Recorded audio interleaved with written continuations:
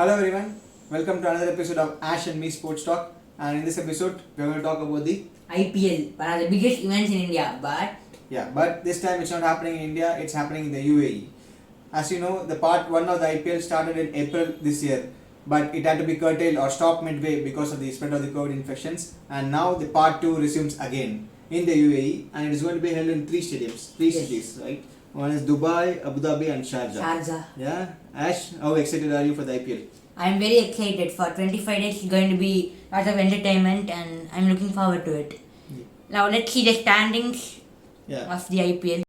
Delhi Capitals lead the IPL table with 12 points. Chennai Super Kings and Royal Challengers Bangalore have 10 points each, but Chennai Super Kings are ahead of RCB because of net run rate. At fourth, it is in Mumbai Indians. Now let's see the bottom half of the table. Rajasthan Royals are at fifth place with Punjab Kings at sixth, Kolkata Knight Rider at 7, and Sunrisers Hyderabad at 8. Now let's look at the Orange Cap holders. Shikhar Dhawan leads the way with 380 runs, followed by KL Rahul, Faf du Plessis, Prithvi Shaw, and Sanju Samson. Let's see if Shikhar Dhawan continues his form from the phase 1 of IPL 2021. Let's see the purple cap now. And surprisingly, it is Harshal Patel who's leading the way with 17 wickets, followed by Avesh Khan, Chris Morris, Rahul Chahar, and Rashid Khan. It's quite a surprising lineup in the purple cap holders because we never expected to see this. Yeah, I think nobody would have predicted that Harshal Patel and Avesh Khan will be leading the purple cap list, right? So we would have expected the star bowlers like Bumrah, Pat Cummins, Rashid Khan to be in the list. Yes. But it's a good thing, like two Indian young bowlers, Harshal Patel and Avesh Khan leading the purple cap and list. two new bowlers who lots of people haven't heard of. Yeah. And they're proving themselves. That's very sweet. Themselves. So Ash, and in this phase of the IPL, the UAE phase of the IPL, there are a lot of players who are pulled out of the IPL. Yes. Especially the players from England and some players from Australia. So let's see which players are pulled out and who are the replacements. Right? Okay. So first is Delhi Capitals. So Chris Woakes has pulled out of the UAE, I think, and he has been replaced by Ben Waris. Not a big loss for Delhi Capitals because I think Chris Woakes was not a certainty in the playing 11. So Delhi Capitals, I don't think will be much affected by this. So next we move on to the Royal Challengers Bangalore. They have a big setback. They have lost Kane Richardson, Adam Zampa, Daniel Sams, Finn Allen, and Washington Sundar. So that's a big loss for especially Washington Sundar. He has been in very good form. Especially Washington Sundar and also Adam Zampa. He's a good spinner. Good leg spinner. I think he would have been in use in the spinning tracks of UAE. So he would have been in good. He would have been in the lineup, right? Yes. So I think that's a big loss for Royal Challengers Bangalore. But they got good replacements in Wanindu Hasaranga and Chamira from Sri Lanka, right? So they are good players, and I think they will get a chance in to prove themselves, right? So next, moving on to Rajasthan Royals, they have the biggest loss in my opinion. Yeah. So Rajasthan Royals have already lost Jofra Archer last time, and now they are without Josh Butler and Ben Stokes as well. So I think Rajasthan Royals, they're in the midway point of the table. So they are in fifth place, right? Fifth place, yeah. So I think losing Josh Butler and Ben Stokes, I think it will be a big dent to their qualifiers. Yeah, with the hopes of qualifying will be dashed. And then there is Punjab Kings. So Punjab Kings have lost Jai Richardson, Riley Meredith, and David Malan. I think it's not a big loss because David Malan was not in the starting lineup from the beginning. Yes. So, but David Malan is a very good T20 player. He's supposed to be ranked the number 1 T20 player, but surprisingly, the Punjab Kings never used him that much in the first phase of the IPL also. The number 1 T20 player was not in Punjab. Yeah. And they've got a good replacement in Adil Rashid. I think Adil Rashid is a good replacement. He's leg spinner and he's going to be used in this tracks of UAE, right? And then we have Kolkata Knight Riders. They have a big loss in Pat Cummins. So Pat Cummins was the star bowler. I think they paid a huge sum of money for getting back. Saying that he wasn't in good form at all. He was brewing to be a big flop. Yeah, he was not in good form. And replace him with Tim Saudi. I think he's a good replacement. Right? And Sunrisers Hyderabad have lost Johnny Bairstow, and they have replaced him with Sherfan Rutherford of West Indies.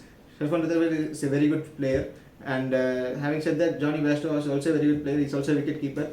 But Johnny Wester was again surprisingly not used in all the matches in India. He was not in the 11 of all the matches. So Sunrisers Hyderabad would be able to cope up with that. But anyway, they are last in the points table. So their hopes of qualifying are very, very dim. So I think it should not make a big impact. Yes. Right. And Ash, did you notice there are two teams who do not have any players lost? Who are they?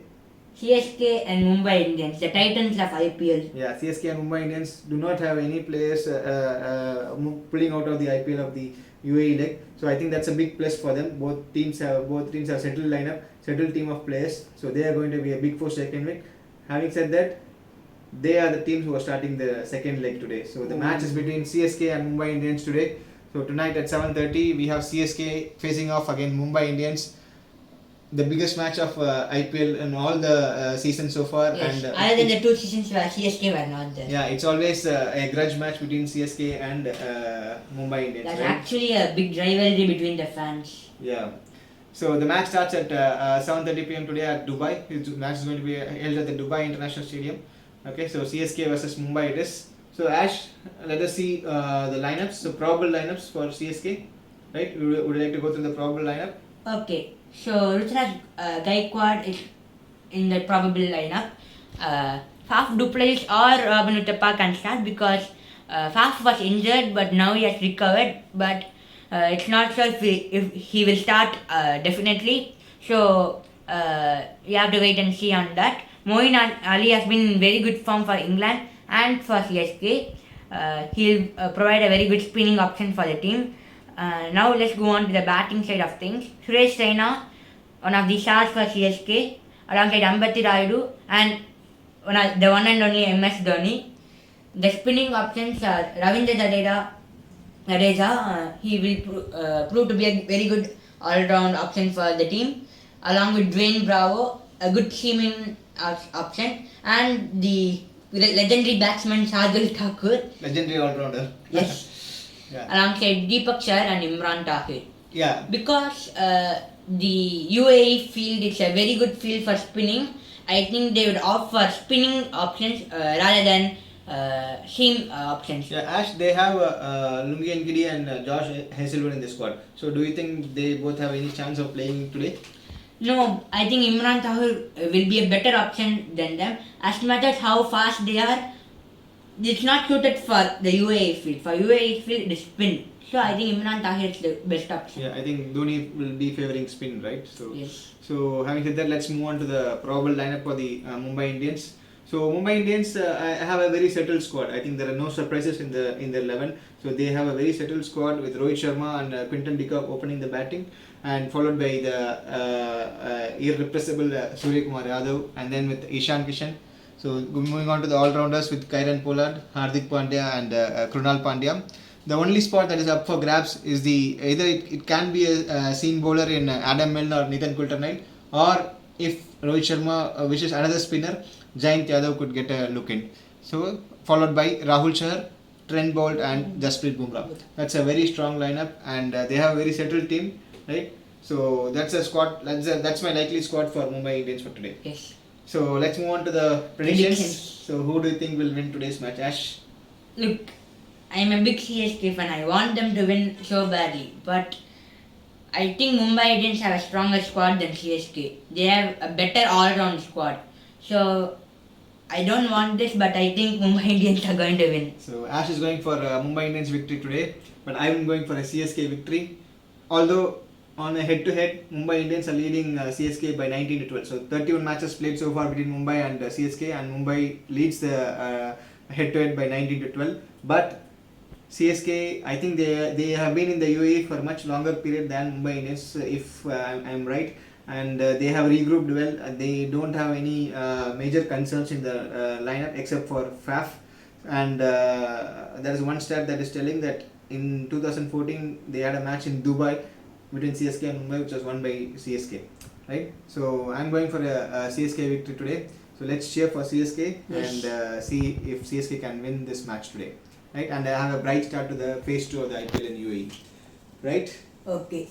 And that's it for today's episode from Ash and me. See you all. Have a great weekend and enjoy the IPL season. Bye.